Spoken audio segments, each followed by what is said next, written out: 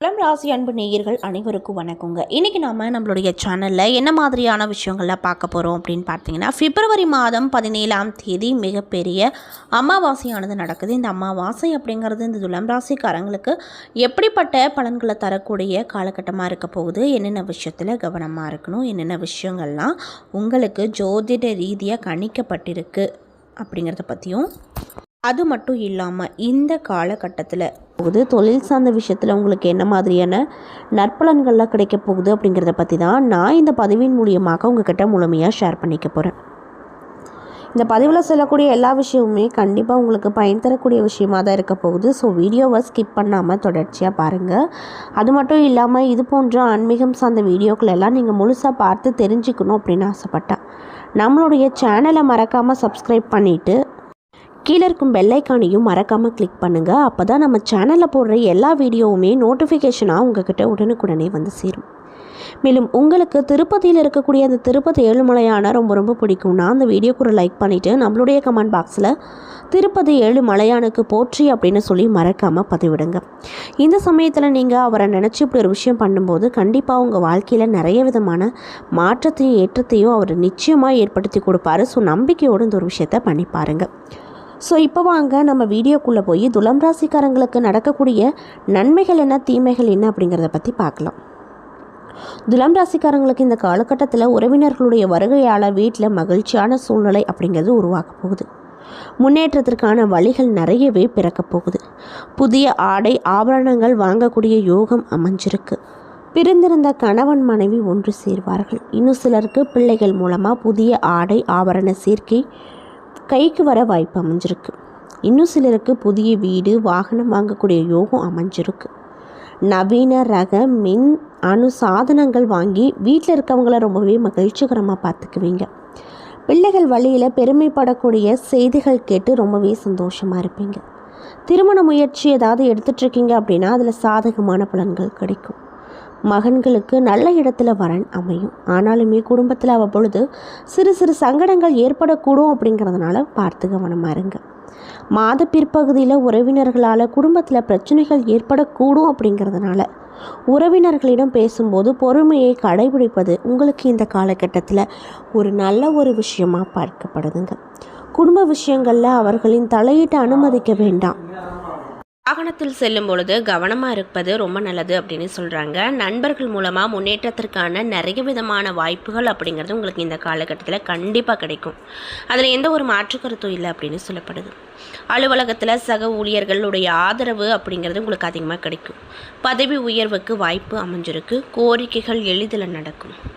அரசு வகையில் எதிர்பார்த்த கடன் உதவிகள் கிடைக்கும். உங்களுடைய பொறுப்புகள் தட்டி கழிக்காமல் செய்வது ரொம்ப நல்லது.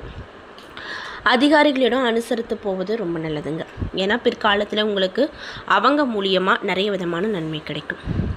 தொழில் மற்றும் வியாபாரத்தை பொறுத்த வரைக்கும் லாபம் எதிர்பார்த்ததை விடவும் குறைவாகவே கிடைக்கும். மறைமுக எதிரிகளால் பிரச்சனைகள் ஏற்படக்கூடும் அப்படிங்கிறதுனால பார்த்து கவனமாக இருங்க. வியாபாரத்தை பொறுத்த வரைக்கும் புதிய முயற்சிகள் எதுவும் இப்போதைக்கு வேண்டாம் அப்படின்னு சொல்கிறாங்க. மாத பிற்பகுதிக்கு மேலே ஓரளவுக்கு நன்மைகளை எதிர்பார்க்கலாம். குடும்பத்தை நிர்வகிக்கக்கூடிய துலாம் ராசி பெண்களுக்கு இந்த காலகட்டம் மகிழ்ச்சி தரக்கூடியதாக இருக்க போகுது. உறவினர்களோடு இணக்கமான சூழ்நிலை காணப்படும். குடும்ப உறுப்பினர்கள் உங்கள் ஆலோசனைகளுக்கு மதிப்பு கொடுப்பாங்க. அலுவலகத்திற்கு செல்லக்கூடிய பெண்களுக்கு எதிர்பார்த்த சலுகைகள் கிடைக்க அதிகப்படியான வாய்ப்பு அமைஞ்சிருக்கு. மேலும் உங்களுக்கு சாதகமான நாட்களில் என்னன்னு பார்த்தீங்கன்னா பிப்ரவரி மாதம் 5, 8, 11. அதிர்ஷ்டம் தரக்கூடிய எண்கள் 2, 3, 7. வழிபட வேண்டிய தெய்வம் தட்சிணாமூர்த்தி விநாயகர். செய்ய வேண்டிய பரிகாரம் விநாயகர் பெருமானுக்கு வெள்ளிக்கிழமை நாட்களில் தேங்காய் எண்ணெயில் தீபம் ஏற்றி அருகம்புல்லால் அர்ச்சனை செய்து வருவது நல்லது. மேலும் வியாழக்கிழமை நாட்களில் தட்சிணாமூர்த்திக்கு மஞ்சள் மலர்களை கொண்டு அர்ச்சித்து வழிபடுவது நன்மையை கொடுக்கும் அப்படின்னு சொல்லப்படுதுங்க. அது மட்டும் இல்லாமல் 9 கிரகங்களும் குறிப்பிட்ட கால இடைவெளியில் பெயர்ச்சியாவது ஜோதிட ரீதியாக வழக்கமாக நடக்கிற ஒரு விஷயம்தான். இந்த கிரக மாற்றம் அப்படிங்கிறது 12 ராசிக்காரர்களுக்கும் அதனுடைய தாக்கத்தை கொடுக்கும். சில ராசிக்காரங்களுக்கு சுப பலன்களை கொடுக்கும், சில ராசிக்காரங்களுக்கு அசுப பலன்களை கொடுக்கும். அந்த வகையில் இந்த 8க்கு பிறகு இந்த துலாம் ராசிக்காரங்களுக்கு கிடைக்கக்கூடிய பலன்கள் என்ன அப்படிங்கிறது தான் பார்த்துட்ருக்கோம். ஸோ வீடியோவை ஸ்கிப் பண்ணாமல் பாருங்கள். கேது பகவான் சிம்ம ராசியில் அமர்ந்திருக்காரு. சூரியன், சுக்கிரன், செவ்வாய் ஆகியோர் மகர ராசியில் அமர்ந்திருக்காங்க. மகரத்தில் செவ்வாய் உச்சம் அடைஞ்சிருக்காரு. கும்பராசியில் புதன் பகவானும் செவ்வாயும் அமர்ந்திருக்காங்க. மீனத்தில் சனி பகவான் அமர்ந்திருக்காரு. அந்த வகையில் உங்களுக்கு இந்த காலகட்டத்தில் கிடைக்கக்கூடிய நற்பலன்கள் என்னன்னு பார்த்தீங்கன்னா, இரத்த பந்த உறவுகள், தாய் வழி உறவுகள் தொடர்பான விஷயத்தில் எதிர்மறையான எண்ணங்களை தவிர்ப்பது நல்லது. எது நடந்தாலும் பாசிட்டிவாக நீங்கள் நினச்சிக்கிறது ரொம்ப நல்லதுங்க. வார்த்தைகளில் அதிகமாக கவனம் இருக்க வேண்டும். மற்றவர்களின் குடும்ப விஷயத்தில் நீங்கள் தலையிடுவதை முக்கியமாக தவிர்த்து கொள்ள வேண்டும் அப்படின்னு சொல்கிறாங்க. அதே போல் மற்றவர்களின் குடும்ப விஷயத்தில் உங்களுடைய தலையீடு இல்லாமல் பார்த்து கொள்ள வேண்டும். தொழில், உத்தியோகம், வியாபாரம், படிப்பு சம்மந்தப்பட்ட விஷயத்தில் அனுகூலமான விஷயங்கள் நிறைய நடக்க போகுது. இழுப்பறையாக இருந்த நிலைகள் படிப்படியாக மாறப்போகுது. புதிய வாகனங்களை வாங்கக்கூடிய யோகம் அமைஞ்சிருக்கு. பழைய வாகனத்தை விற்றுவிட்டு புதிய வாகனம் வாங்கலாமா அப்படின்னு யோசிப்பீங்க. அந்த விஷயத்தையும் செய்வீங்க. மேலும் உங்களுடைய பிள்ளைகள் விஷயத்தில் அபிராமி அந்தாதியில் இருக்கும் 40, 59, 75வது பாடலை கேட்பது, படிப்பது ஏற்றத்தை கொடுக்குங்க. சிறு சிறு வாக்குவாதங்கள் ஏற்படுவதற்கான வாய்ப்பு அமைஞ்சிருப்பதனால பேச்சுவார்த்தைகளில் நீங்கள் ரொம்ப கவனம் செலுத்த வேண்டும். தேவையில்லாதவற்றை யோசித்து குடும்பத்தாரோடு வாக்குவாதத்தில் ஈடுபட்டால் சிக்கல்கள் நிறையவே வரும். அதனால் பார்த்து கவனமாக இருங்க. செவ்வாய் உச்சமாக இருப்பதால் வார்த்தைகளில் மிகுந்த கவனம் நல்லது. இல்லை அப்படின்னா தேவையில்லாத பிரச்சனையில் சிக்கிக்கொள்ள நேரிடும். அதனால் பார்த்து கவனமாக இருங்க. ஆரோக்கிய ரீதியாக பார்த்தோன்னா உங்களுக்கு இந்த காலகட்டம் எப்படி இருக்க போகுதுன்னு பார்த்தீங்கன்னா, பல், மூக்கு, தொண்டை, காது தொடர்பான சிறு சிறு பிரச்சனைகளில் மிகுந்த கவனத்தோடு இருப்பது நல்லது. மற்றபடி தடைப்பட்டு வந்த காரியங்களில் இருந்து விடை பெறும் யோகம் அமைஞ்சிருக்கு. அடுத்தடுத்த நல்ல விஷயங்கள் நிறையவே நடக்க போகுது. உங்களை சுற்றி நேர்மறையான மனிதர்களை வைத்து கொள்வது நல்லது. நெகட்டிவிட்டி அமைப்புகளை புறம் தள்ளுவது ரொம்ப நல்லது அப்படின்னு சொல்கிறாங்க. தொழில் மற்றும் வியாபாரத்தில் நல்ல முன்னேற்றமும் அனுகூலமும் கண்டிப்பாக உங்களுக்கு இந்த காலகட்டத்தில் கிடைக்க போகுது. அதில் எந்த ஒரு மாற்று கருத்துகளும் இல்லை அப்படின்னு சொல்கிறாங்க. பொருளாதாரத்தை பொறுத்த வரைக்கும் நல்ல முன்னேற்றங்கள் கிடைக்கும். மேலும் துர்க்கை வழிபாடு செய்வது அப்படிங்கிறது உங்களுக்கு ரொம்ப நல்லது அப்படின்னு சொல்கிறாங்க. அது மட்டும் இல்லாமல் வேலைக்கு செல்லும் ஆண்களுக்கும் சரி பெண்களுக்கும் சரி,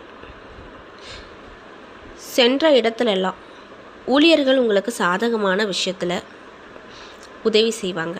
சொந்த தொழில் செய்பவர்களுக்கு தங்களுடைய தொழிலில் தொழில்நுட்பத்தை புகுத்துவீங்க. கடன் பிரச்சனை அப்படிங்கிறது நீங்கள் போகுது. குடும்ப தலைவிகளுக்கு கணவன் வீட்டு உறவினர்கள் வந்து போவார்கள். கணவருடைய பேச்சை அர்த்தமுள்ளதாக உணர்வீர்கள். கலைஞர்களுக்கு புதிய நண்பர்கள் உங்களுக்கு சிபாரிசு செய்வாங்க. மாணவ மாணவிகளுக்கு படிப்பில் ஆர்வம் அதிகரிக்கும். தானாகவே மற்றவர்களின் தூண்டுதல் இன்றி படிக்க துவங்குவீங்க. உடல்நலத்தில் கவனமாக நீங்கள் இருக்கணும் அப்படின்னு சொல்லப்படுதுங்க. மேலும் நீங்கள் இந்த காலகட்டத்தில் உங்களுடைய குடும்பத்தாரோடு ரொம்ப கவனமாக இருக்கணும். உத்தியோகத்தில் இருக்கக்கூடியவங்களுக்கு குறிக்கோள் இன்றி வேலை செய்ய வேண்டிய நிலை வரும். உத்தியோக தொடர்பான இடம் மாற்றம் வரும். குடும்பத்தில் எதிர்பாராத திடீரென செலவுகள் வரும். கணவன் மனைவிக்கிடையே விட்டு கொடுத்து போவது நன்மையை கொடுக்குங்க. மேலும் உறவினர்கள் மற்றும் நண்பர்கள் வருகை இருக்கும். இதனால் ரொம்ப சந்தோஷமாக இந்த காலகட்டத்தில் இருப்பீங்க. கோபத்தை மட்டும் கட்டுக்குள்ளே வச்சிட்டிங்க அப்படின்னா கண்டிப்பாக உங்களுக்கு எல்லா விஷயத்துலையுமே வெற்றி கிடைக்கும் அப்படின்னு சொல்லப்படுது. என்ன நேயர்களே, இந்த பதிவுகளில் துலாம் ராசிக்காரங்களுக்கு இந்த அமாவாசைக்கு பிறகு நடக்கக்கூடிய பலன்கள் என்ன, ஜோதிட ரீதியாக உங்களுக்கு என்னென்ன மாதிரியான பரிகாரங்கள் சொல்லியிருக்காங்க, எந்த கடவுளை நீங்கள் வணங்கணும், என்னென்ன மாதிரியான விஷயங்களில் நீங்கள் ரொம்ப எச்சரிக்கையாக இருக்கணும், முக்கியமாக இந்த அமாவாசைக்கு பிறகு உங்களுக்கு நல்லது எவ்வளோ நடக்க போகுது, தீமை அப்படிங்கிறது எவ்வளோ நடக்க போகுது அப்படிங்கிறத பற்றி முன்கூட்டியே நான் இந்த பதிவில் சொல்லியிருப்பேன். இந்த பதிவில் சொல்லியிருக்கக்கூடிய எல்லா தகவலும் கண்டிப்பாக உங்களுக்கு பயன் தரக்கூடிய தகவலாக தான் இருந்திருக்கும். ஸோ வீடியோ பிடிச்சிருந்தால் லைக் பண்ணுங்கள், ஷேர் பண்ணுங்கள். அது மட்டும் இல்லாமல் இதே மாதிரியான ஆன்மீகம் சார்ந்த வீடியோக்களெல்லாம் நீங்கள் பார்த்து தெரிஞ்சுக்கணுன்னா மறக்காமல் நம்ம சேனலை சப்ஸ்கிரைப் பண்ணிவிட்டு கீழே இருக்கும் பெல் ஐக்கானையும் மறக்காமல் கிளிக் பண்ணுங்கள். அப்போ தான் நம்ம சேனலில் போடுற எல்லா வீடியோவுமே நோட்டிஃபிகேஷனாக உங்கள்கிட்ட வரும். நன்றி.